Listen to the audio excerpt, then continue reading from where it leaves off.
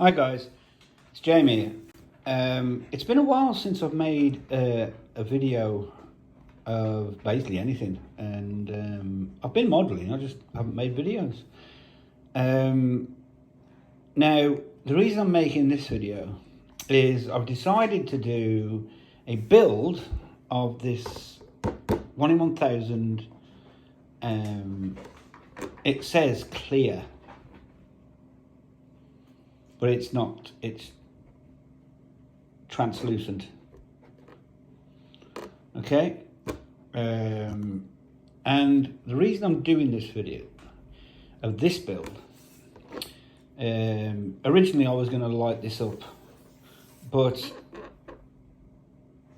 that would mean having to put it on the stand, and I've done quite a few of these Voyagers where they're on the stands. This kit comes with the ability to have it, if you look at this bit, standing.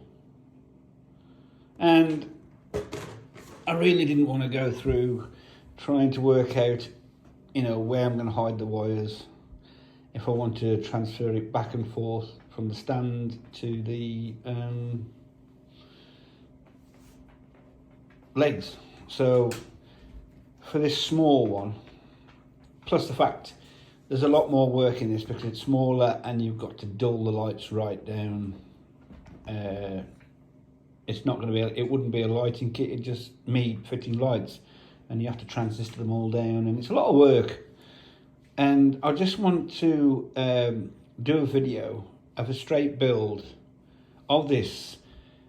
And although there's been a lot of reviews of this kit, and only a couple of people have decided to do a video build, but they're moaning about the seams and everything they possibly can, and how they're having trouble fitting this piece at the back that fits inside, that's like the hanger door. And I always feel that for new modelers, they'd love to do something like this, get away from the Spitfires and the what's name, and they want to do a bigger spaceship like the Voyager, but they are frightened to attempt something like this because they're not very confident in their own skills because they're a newbie. We've all been through it. I certainly did over 30, 40 years ago. And you only gain experience by modelling and modelling and modelling. So what I'm trying to do is, this video is basically for the novice builder. If you're an experienced builder and you're watching this and you might see some tips that might help you, that's fair enough. But it's not designed, or I'm not making this video for you. I'm making it for the absolute, for the person who's only just got into modelling. They've got themselves the first airbrush maybe, they've made a couple of models and they want to do something a little bit harder.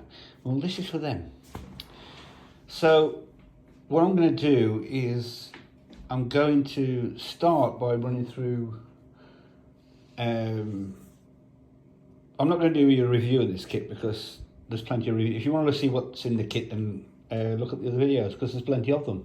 I'm going to give you pointers on building this kit, and it may help you in your own builds. You don't have to do what colours I'm using.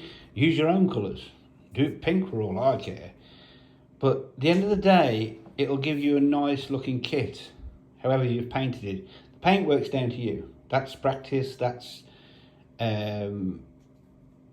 somebody asked me once, I did what you did, but why does yours look clean and mine doesn't? I can't answer that. It's experience, knowing how to hold your airbrush, knowing the distances, the paint mixtures, all things like that. What I can do is give you pointers on how I am going to do this build for you. So it may help you with your own builds. You don't have to do it my way, you can do it your own way. But so let's begin. Okay, we've got the instructions here in front of me, and this starts off with the nacelles here. Why you would want to build the nacelles first, I don't know. I don't know what round two were thinking here. I suppose you can because they're separate, but for me it's further down the line, or as I'm going along, but it's not the first thing I want to do. The first thing I want to work on is the body. So the first step for you to do is cut off these two pieces, and then cut off and sand all the bits where you just cut off. Now don't cut too close to the plastic, leave a bit off so you can smooth it round. Then I want you to push these two pieces together. Now this bit here is it's a mistake by Polarlight's drawing or design of this kit. There's no bits on the end here, and these two don't push together. Okay, so ignore that bit. Do not try and force this together here, or else you'll break these two pins off here and you'll have been in a load of trouble. Just push these two pins in together, glue, hold it and wait. Okay, right, the next job is you want to fit on this base plate. Very simple. Again, cut the piece out, sand out the bits that you cut off, use a strong bonded glue like this one, the Tamiya ordinary cement, on these big pins. Okay, just put a dab on each of the pins, push it down together, and while you've done that, go around the outer seams, especially here, inside there and around there with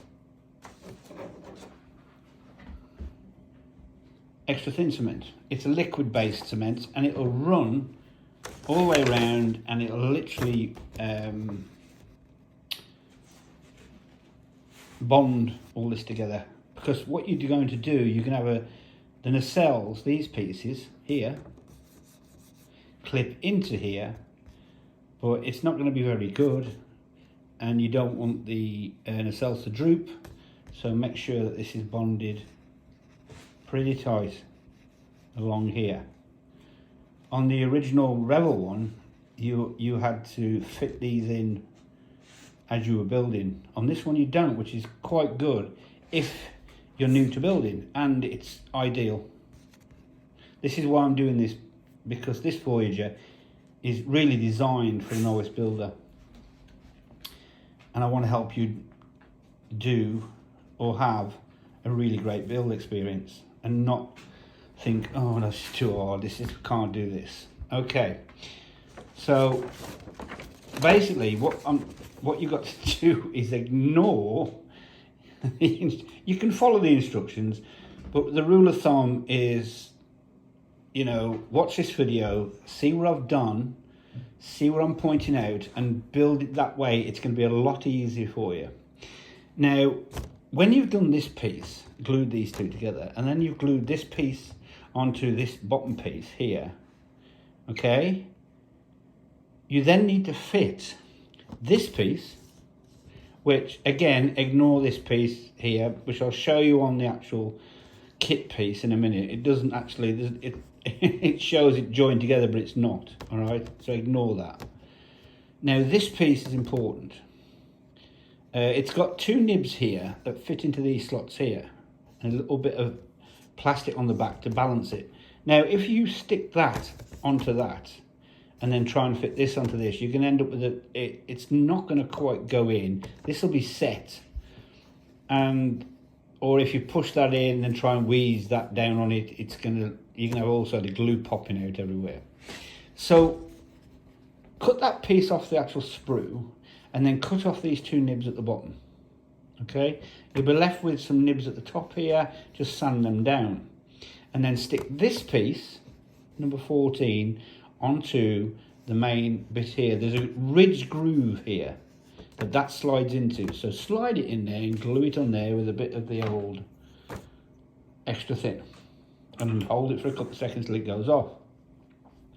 Then once that's done and it's dry and everything's okay, glue this piece, number 2, onto number 3. Okay? Again, number 2 here onto number 3, and again use the normal glue on these tabs, just on the tabs, push the whole lot together and then run around with your thin glue and hold it and let it dry. Okay, right, I'm now going to show you that bit so far. So here we have this top piece glued in. Like I said, I did the tabs, then I went round on the inside of this with the glue, so you're not going to get glue on the outside. And again with the other half,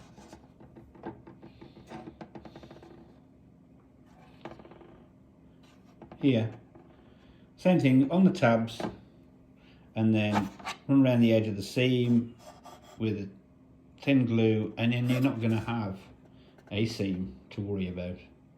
And I don't know why people are complaining that this thing's got a seam, big thick seam showing. I don't know, because I haven't got a big thick seam showing. I must also point out that these glass pieces here, because it's not being lit, they can be fitted, because it's all going to be painted. And the only stipulation I've got with that is, I will point out here, is, let's just find it, these pieces here. Now they have a little hole here that attaches to a pin on here.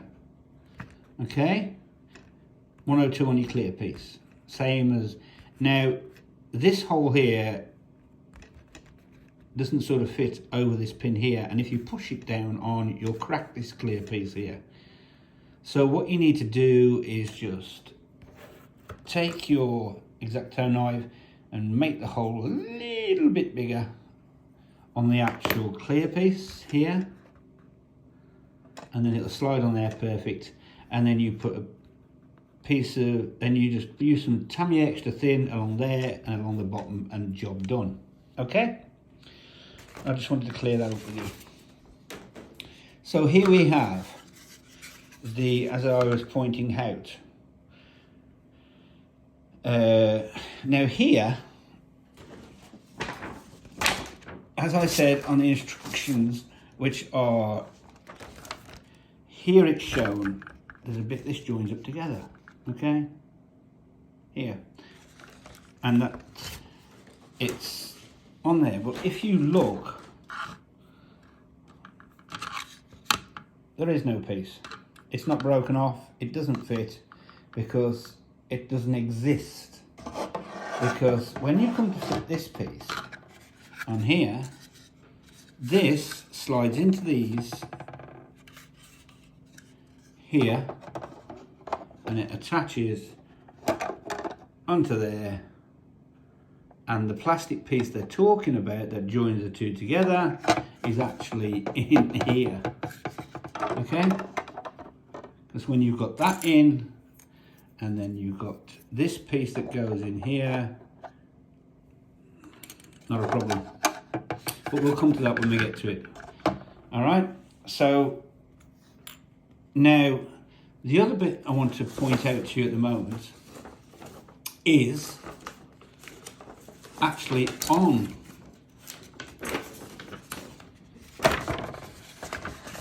this piece. Okay, now what is good about this is these clear pieces got little slip pins here, which makes it a lot easier for you, because you can just clip them on and they fit perfect. Now these here, They're a little bit different. And what I want to show you, it's not behind the bloody piece, okay, is that actual piece. Now that actual piece is this. Can you see this? It looks like somebody just cut a piece of sprue off a clear plastic part, right? And it doesn't really look like. Can you see this? Oh, there you go. It just looks like a blob of plastic. Okay, and it looks nothing like this. But again, it's the diagram, so ignore that. And what it actually does, it lines up here. See that? And it actually, I can't take that one out because I'm using one hand. So you've got your piece here, and it actually lies on the side like that and fits in at an angle. I'll just lift this, might get a better vision. Let's see this. See?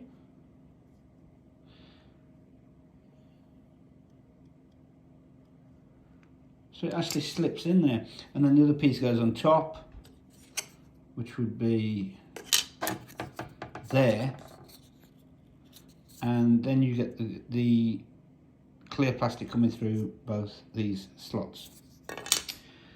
So there you go, guys. A couple of pointers out on this set, and when I come back I'll show you how I've painted these, what base coat I've used for this, and how I'm painting these and the nacelle parts. Oh, before I go, the nacelle parts, when you come to do these, my advice to you is cut out the nacelle part for part one and fit the one side. And all of this actually comes with sliding pins, so it's absolutely great. There's no holding it, there's no waiting for the glue to go off. Make sure that you're not going to move so the other piece doesn't fit exactly right like you do on the big end, the Revel one. It can be a bit fiddly, but on this it's perfect. All you need to do is slide it in there and there. It is a perfect match for this, and it does fit perfect. Slide it in, don't force it, just slide it on. Get your Tamiya thin glue and run it there, all the way along there to there, and let it go off. You only need to do the one side because we're going to paint this, but I'm not going to do your editing now with paint work. I'm going to let you contemplate watching this video again, or you can mull over what I've shown you, and you know, just generally have a think of what colours you want to use. Also, before you glue this piece to this piece, fit the little glass piece at the bottom. Again, same again, cut out the little hole a little bit bigger and it'll slide on the pin, and just a bit of glue here and a bit of glue there, and basically you're done. Okay guys, so I'm going to leave it there for now, and I'll see you in the next video. If you've got any questions for me, leave a comment and I'll try and answer them. Hope you have fun with your builds, and I hope some of this advice has been useful for you. So until the next time, and until I've done a little bit more and I can explain a little bit more to you on this Voyager build, I'll see you later. Bye.